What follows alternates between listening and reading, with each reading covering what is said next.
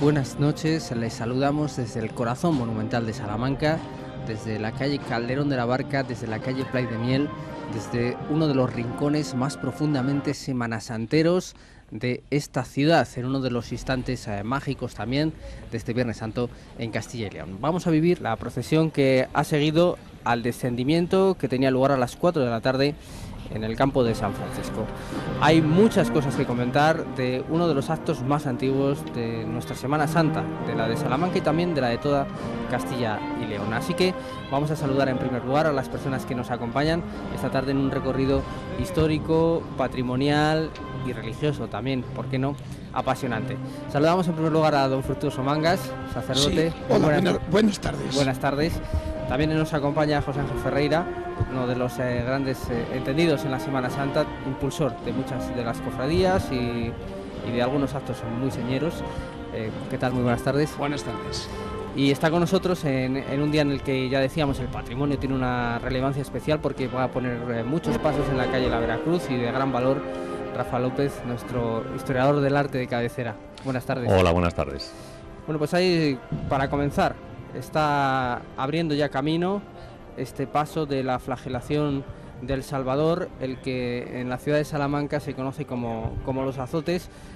Quizá por explicar un poco el contexto de esta procesión, vamos a hablar de la configuración actual y luego seguramente tendremos espacio de explicar qué es lo que estamos viendo con un poco más de detenimiento. Pero tenemos este conjunto, antes de que lo perdamos de vista, merece la pena resaltarlo porque es uno de los grandes conjuntos escultóricos de la Semana Santa salmantina, obra sin duda de Carnicero, de Alejandro Carnicero, un conjunto escultórico, la verdad, bellísimo, y lo vemos procesionando además también a hombros, como desde los últimos años es habitual.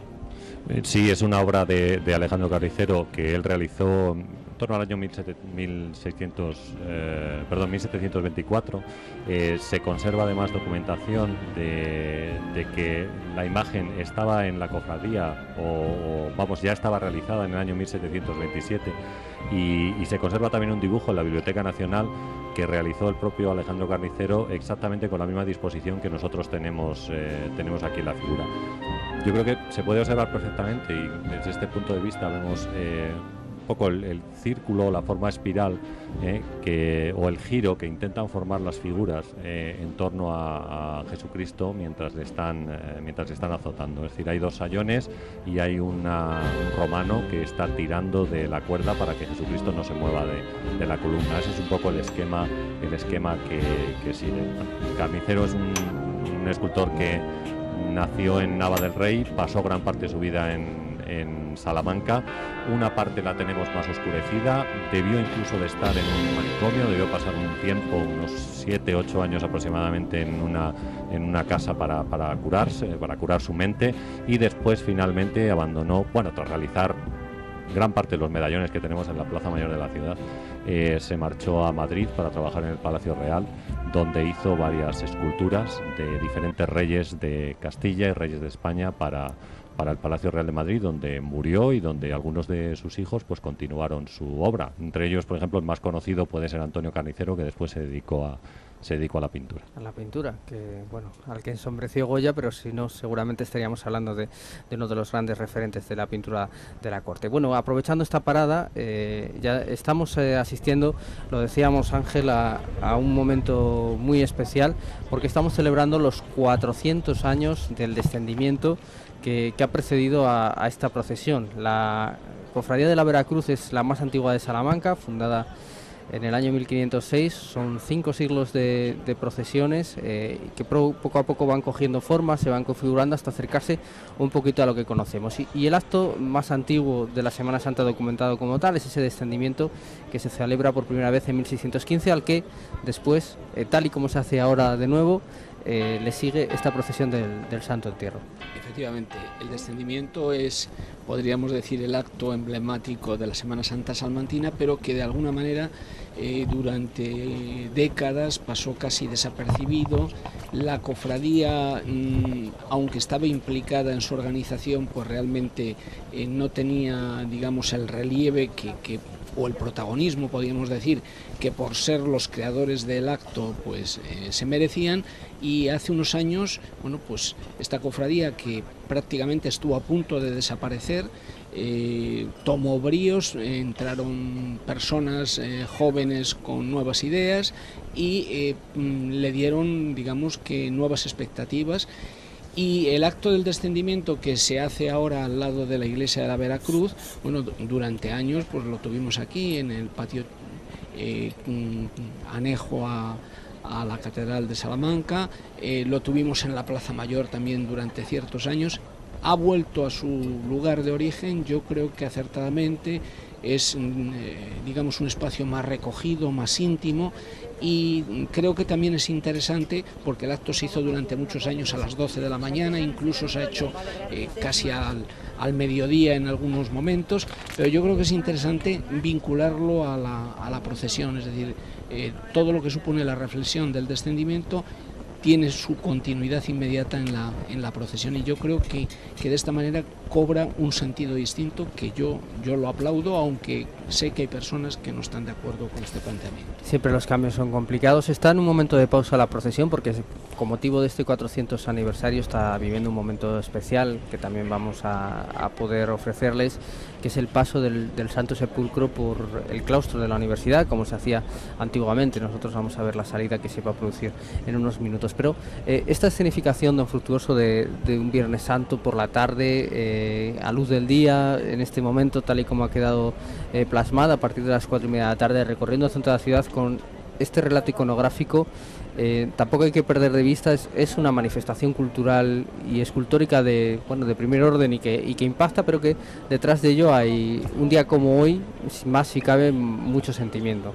Es un lujo de iconos, de imágenes, de estética, de belleza, de historia, y por unas calles como las de toda la ciudad, las procesiones distintas que hoy van saliendo, con mejor o peor acierto, que eso ya se verá y qué solución hay para esa cuestión. Pero, como tú aludías, quiero subrayar que efectivamente hay un protagonista, más acá y más allá de todas las formas y formalidades, que es Jesús de Nazaret, Jesús el Señor.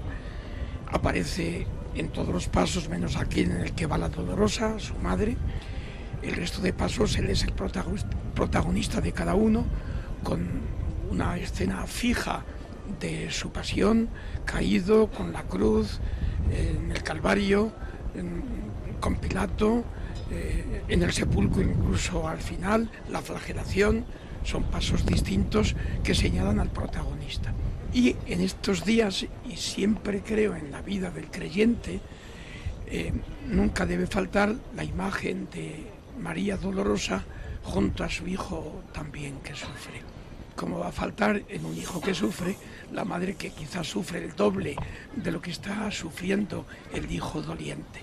Por eso, con los pasos que aluden a esos pasos de dolor de Jesús, de la pasión, está inevitablemente cerrándolos, recogiéndolos en su regazo, guardándolos en secreto, esperando quizás entre su manto la Pascua, la Virgen María Dolorosa. Bueno, ahí está, es como un auténtico museo en la calle. Casi siempre esta calle de Playa de Niel lo es, Calderón, Libreros, pero claro, cuando nos encontramos estas imágenes, pues lo es todavía con más razón. Estamos en ese momento en el que falta ese paso, están todos perfectamente alineados los que componen este relato de la Pasión que saca a la calle la Veracruz. Falta el Santo Sepulcro, que está atravesando el interior del patio del edificio, de Escuelas Mayores, del edificio histórico de la universidad. Estamos viendo en el primer plano este conjunto de La Caña, que así se conoce popularmente, aunque su nombre verdadero es el Balcón de Pilatos. Bueno, su nombre verdadero, su nombre oficial. Un conjunto muy de actualidad, Rafa, porque bueno, históricamente se había atribuido con algunas reticencias y dudas también a la gubia de Alejandro Carnicero. Después unos estudios ya habían descartado que esa pudiera ser su autoría, y ahora parece que se adjudica a un escultor muy relevante del siglo XVII-XVIII. Pues bueno, la fecha de esta obra siempre se dijo que había sido 1740. Antes comentábamos que este escultor estuvo unos 10 años fuera de Salamanca, más o menos coincidiendo con esas fechas, 1728, 1738, por ahí estaría fuera. Por eso sabemos que vuelve a la ciudad y entonces se le atribuía también esta obra. Pero es cierto que ha quedado demostrado que no es suya, aunque realmente no sabemos exactamente a quién corresponde. Por eso en los últimos días ha aparecido una atribución de Jesús Urrea, que es el presidente de la Real Academia de Bellas Artes de Valladolid, atribuyendo no solamente esta obra, sino algunas obras más de la Cofradía de la Veracruz a Villabrille y Ron, un escultor que es muy conocido porque tiene una obra, un San Pablo decapitado en el Museo de Escultura de Valladolid, y que hasta ese momento era la única obra conocida de este autor, documentada de este autor, pero el profesor Urrea pues le atribuye otras obras en conventos de Valladolid y ahora también le atribuye estas obras aquí en Salamanca. Yo personalmente tengo mis reticencias sobre esta atribución, entre otras cosas, bueno, porque no tenemos documentada la presencia de este artista en la ciudad de Salamanca. Simplemente sabemos que está vinculado a la familia Churriguera y que es la única, digamos, conexión que podemos establecer. Es cierto que Joaquín de Churriguera realizó el retablo de la iglesia de la Veracruz, si no estoy equivocado, y bueno, pues es posible que por ahí pueda haber una conexión, pero no lo tenemos muy seguro. Él se fija en características técnicas, por ejemplo, en los pliegues de la capa y demás. Los pliegues de la capa también son parecidos a obras de Alejandro Carnicero. Y quiero recordar, por ejemplo, es San Miguel que hizo para la iglesia de Tarazona de Guareña, o el mismo San Miguel que tenemos en la iglesia de la Veracruz. Y que tampoco sabemos el autor exactamente cuál es. Son dos pequeñas figuritas que están colocadas a los lados del retablo. Una es San Juan Bautista y otra es un San Miguel que está pisando con su pie izquierdo el pecho del demonio. Bueno, este tipo de cosas, pues en esto nos entretenemos a veces los historiadores del arte en discutir las atribuciones cuando no tenemos documentación, porque es cierto, lo que sí es cierto es que el libro de fábrica que nos informa de todas estas cosas de la iglesia de Veracruz está perdido y no se ve nada, está perdido por la humedad. Está ilegible, efectivamente. Bueno, veíamos mientras hacía esos comentarios, Rafa, andar a la Dolorosa, a Nuestra Señora de los Dolores de Felipe del Corral. Esto sí que no hay duda, una de las grandes imágenes marianas que tendremos ocasión de contemplar y comentar, porque verdaderamente es el cierre expresivo a más no poder de esta procesión del Santo Entierro, Ángel, que desde hace 2 años ya no es la procesión general del Santo Entierro. Conviene también remarcarlo, porque quizá alguna persona que por algún motivo se haya desconectado un poco de la actualidad de la Semana Santa salmantina esté esperando la presencia de otras cofradías. Aquí no va a participar ya la Oración en el Huerto, que está haciendo su propia procesión, y lo mismo con la Congregación del Rescatado y lo mismo con la Congregación de Nazarenos de San Julián. Así que esta es únicamente la procesión de la Veracruz, tal y como se hacía en ese año 1516, que en este caso es la primera vez que la hizo, y bueno, procesionando en solitario, remarcando un poco su carácter de espina dorsal de la Semana Santa de la ciudad. Que no se le puede negar, porque es la cofradía madre de la que arranca toda la Semana Santa salmantina, a la que hay que deber gratitud eterna, y vuelvo a repetir que durante muchas décadas estuvo preterida, casi desaparecida, y que ha querido recuperar sus señas de identidad, y una de ellas es organizar su propia procesión. Para mí, en cierto sentido, creo que esta es la procesión general del Santo Entierro de Salamanca, aunque haya menos pasos, como tú has dicho, las cofradías del Nazareno, del Rescatado y del Huerto de los Olivos salen por su cuenta, pero esta sigue siendo la procesión general del Santo Entierro. Aquí va a desfilar el entierro de Cristo, los pasos más emblemáticos del Viernes Santo desde el punto de vista del imaginario popular están en esta procesión, y hay que reconocérselo. Yo creo que la cofradía, bueno, pues cobra nuevos bríos de esta manera, aunque evidentemente la decisión de acabar con la procesión del General del Santo Entierro, que quiero recordar que hace años hubo un intento por el entonces secretario de la Junta de Semana Santa, Daniel Herrero Fraile, que partió en dos lo que era la procesión general del Santo Entierro, una parte inicial esta junto con el Huerto de los Olivos y después el Nazareno y el Rescatado. Eso se hizo solamente un año, no resultó, y volvimos a la procesión habitual. Ahora, desde el año pasado, se ha tomado esta decisión muy discutida. Hay gente que está muy en contra, gente que está muy a favor. Bueno, yo comprendo el espíritu de autonomía que mueve esta cofradía, y yo creo que eso también hay que reconocérselo, y la procesión tiene una belleza y digamos que unas características propias que permiten considerarla justificable. Desde luego, don Fructuoso, hablaba Ángel acertadamente de lo emblemáticas que son algunas de estas tallas. Si se puede medir la religiosidad popular, que al fin y al cabo en gran medida la Semana Santa es, entre otras cosas, eso. Aquí nos encontramos, por ejemplo, al Nazareno Chico, el balcón de Pilatos es la caña, Boca Ratonera es uno de los personajes de ese conjunto escultórico de Carnicero de Villabrille o de quien sea. Eso también da muestras de la penetración que tienen estas imágenes, como decía Ángel, en el imaginario colectivo de esta ciudad a lo largo de los siglos. Sí, en cuanto un paso tiene una denominación de argot, quiere decir que el objeto ha entrado en la conciencia popular, si no, el lenguaje de argot no funciona, eso mismo lo demuestra. Quería yo añadir a esa devoción popular una pequeña veta, por ejemplo, junto a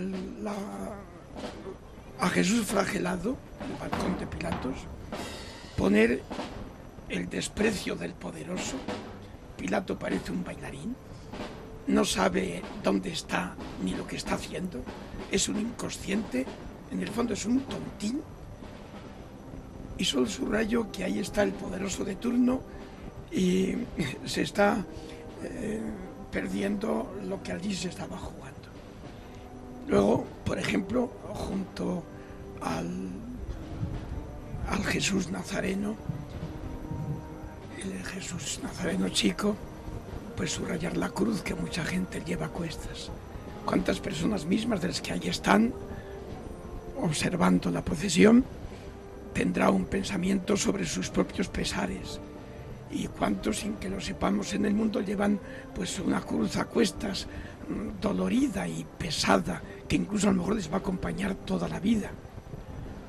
O en el Calvario, recordar, ahí está, las dos presencias fieles de Juan y de María.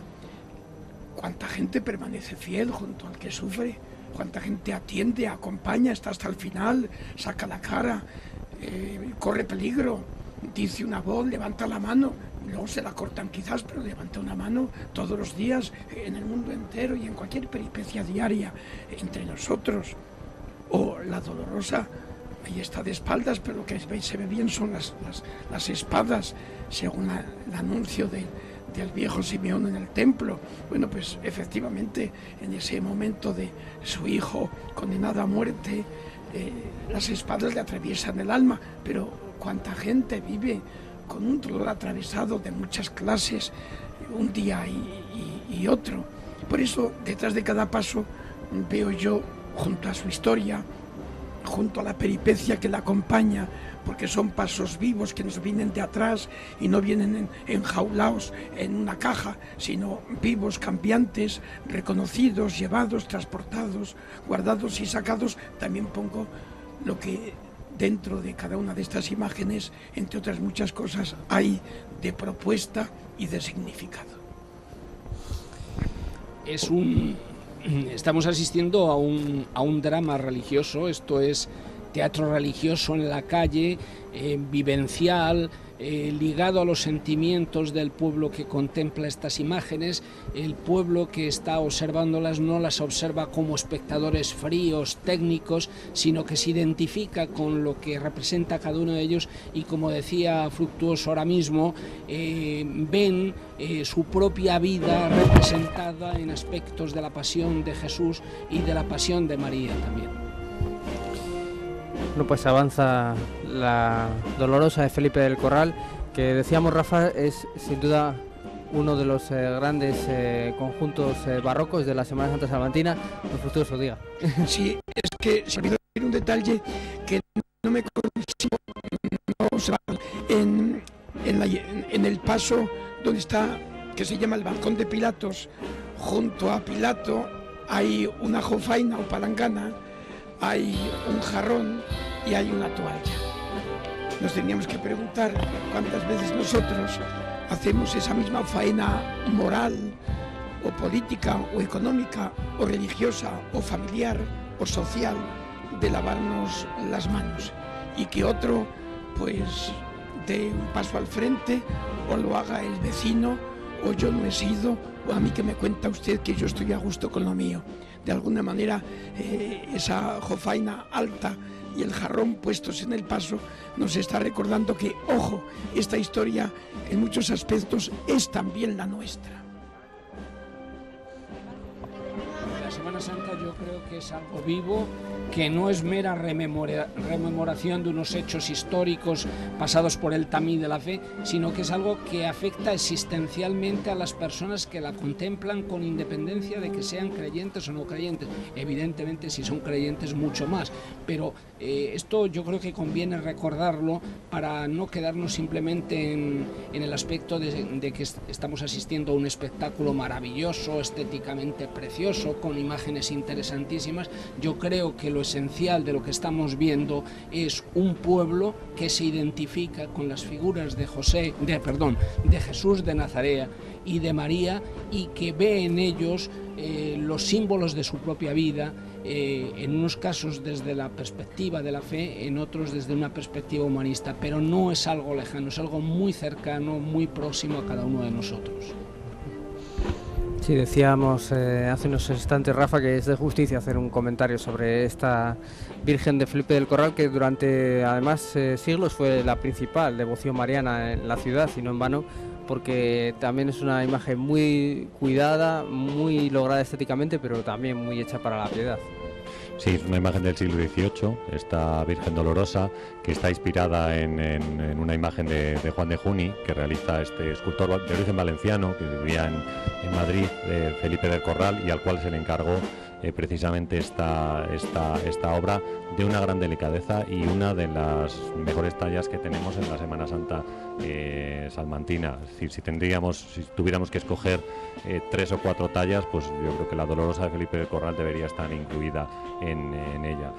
Donde la estética es muy importante. Por ejemplo, si tenemos la oportunidad de ver la mano que está junto al corazón, nos daremos cuenta de la posición, esa posición tan elegante, juntando los 2 dedos centrales y separando los 2 dedos laterales, que es muy típica del Renacimiento, típica de Juan de Juni, de la obra en la que está inspirada, y sobre todo, pues bueno, la estética y el colorido, que juega un papel muy importante también, yo creo, en todas estas figuras. Es decir, vemos a Jesús, por ejemplo, con los trajes de color morado, o vemos a la Virgen Dolorosa siempre con un traje de color rojo y un manto de color azul, que es una señal de dolor. Nos está indicando nos indica el momento que está viviendo esta Virgen, ¿no? La expresión del rostro y, bueno, pues esos 7 puñales que atraviesan el corazón de la Virgen, pues también digamos que le dan una grandísima fuerza estética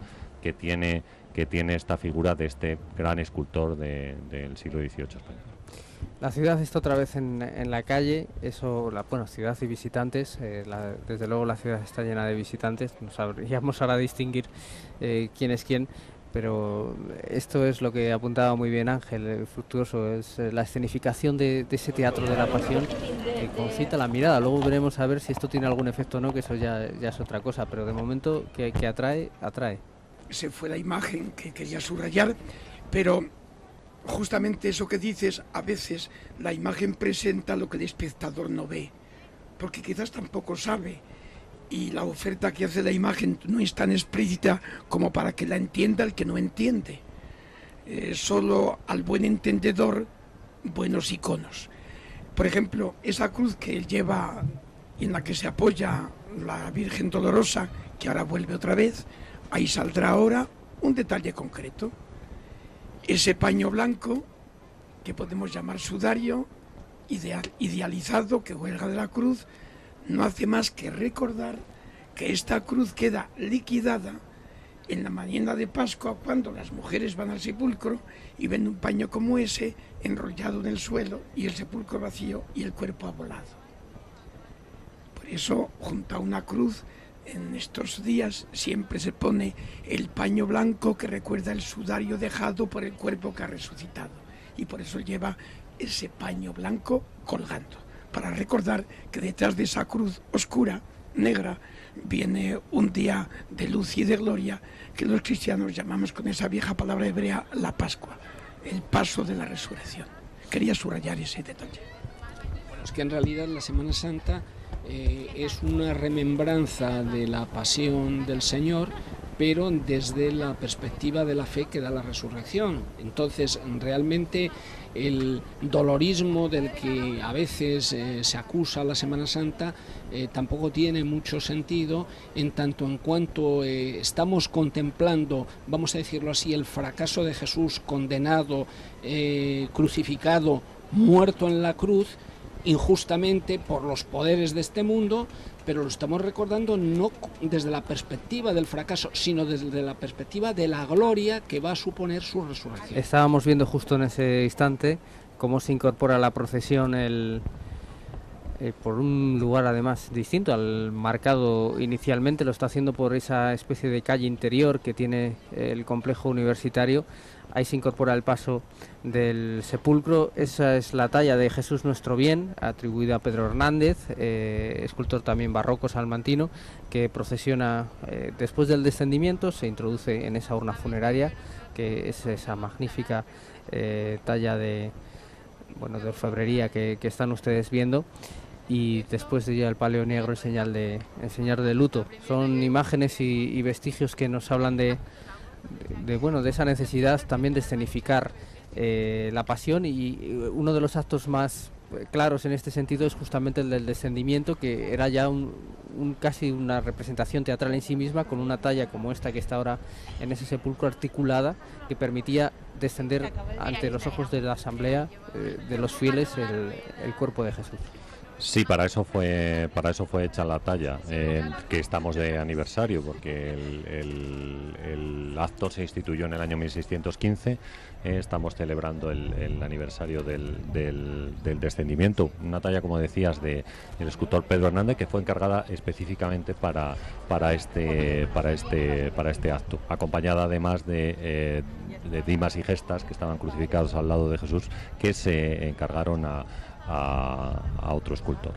Pero bueno, sí es interesante el tema de la articulación del paso, y me recuerda a ciertas figuras que podemos encontrar en Andalucía, donde también Jesús de Gran Poder, por ejemplo, o Jesús de la Pasión, que son algunas de las obras más conocidas, figuras de vestir no completas como esta, por ejemplo, pues también se articulaban y podían colocarse en una posición que nosotros consideramos una posición típica del Ecce Homo, o bien cargando con una cruz, que es como suelen aparecer o desfilar por las calles de Sevilla, supongo que en la noche que acaba de pasar, durante la madrugada. Bueno, pues ese tipo de figuras articuladas, que era muy típica del sur, en este caso aquí se hace porque está hecha específicamente para ese acto. Entonces necesitan bajar a Jesucristo de la cruz, y por eso necesitan un Cristo articulable, de un buen artista de principios del siglo XVII salmantino, como decimos, de Pedro Hernández,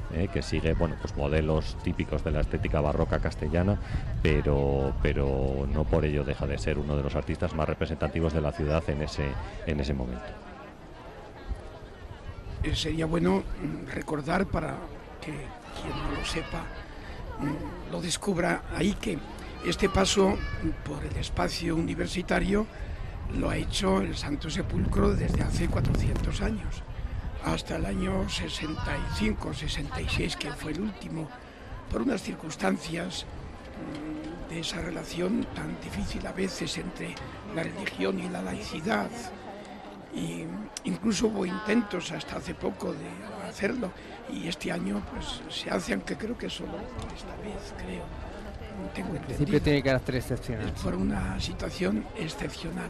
Sin embargo, en 1617 lo pilló la universidad, que pasara por aquí el Santo Sepulcro, sin olvidar que dentro de la universidad tenía facultad de teología, se estudiaba teología y cánones, por aquí pasaban todos los clérigos y obispos y cardenales, o la mitad al menos de España, y pasaban la mitad de los administrativos y gente importante de la administración española en la península, en África y en América, por lo cual era lo más fácil del mundo que un gesto religioso atravesara entonces esa universidad. Pero no deja de ser un hecho recobrado ahora 50 años más tarde y hecho 400 años antes sin interrupción.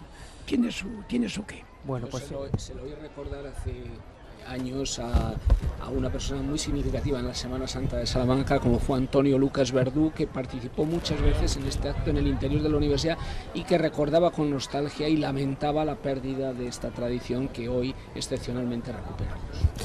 Bien, pues esta era la imagen que estábamos esperando, la salida del Santo Sepulcro por esta puerta del claustro de la Universidad de Salamanca, esta puerta histórica, célebre aquí, quedó plasmada entre otras cosas esa famosísima imagen de Miguel de Unamuno, y aquí vamos a despedir esta retransmisión con esa escenificación pues sensacional, con la iglesia de San Martín entreabierta al fondo, con una calle llena de gente y con esas esculturas en medio de este Viernes Santo magnífico en lo climático y también en lo procesional. Así que no nos queda otra que despedir a nuestros acompañantes que nos han explicado, creo que de una manera intensa y cabal, el significado de lo que hemos visto en la calle. Rafa, muchísimas gracias, buenas tardes. Gracias a vosotros. Don Fructuoso, muchísimas gracias. Sí, hola, gracias, buenas tardes. Ángel, muchísimas gracias, un Muchas placer. gracias a vosotros.